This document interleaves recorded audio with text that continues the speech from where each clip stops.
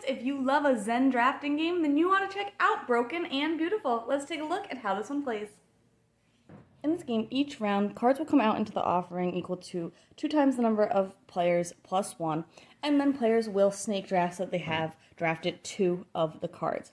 When they draft a card, they can either put it into their collection, so just place it in front of them, or immediately sell it for gold. So my first turn, maybe I would sell that and get some gold in front of me, and then somebody might draft this one, and then I might draft this teapot.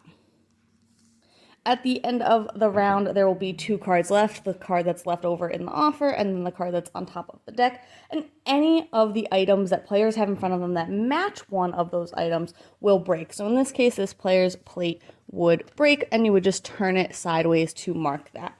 Then, if anything in front of you is broken, players can pay the number of gold on them to repair them and flip them over so that they are repaired, and repaired items can never be broken again.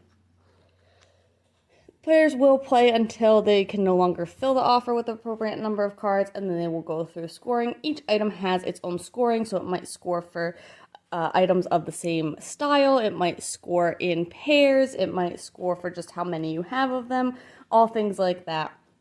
And then the player with the most points wins.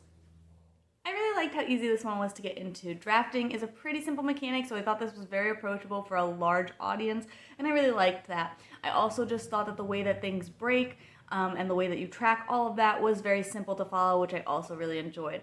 I also think it's super satisfying when you are able to fix a lot of your broken pottery and have all of those really pretty pieces in front of you.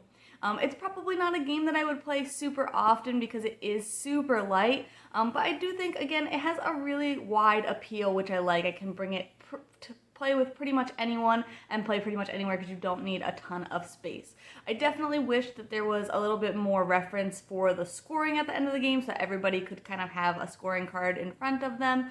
But otherwise, I think that this game worked really well and, again, is great for a really large audience. But you can check out my full thoughts on the blog today to decide if this one's for you.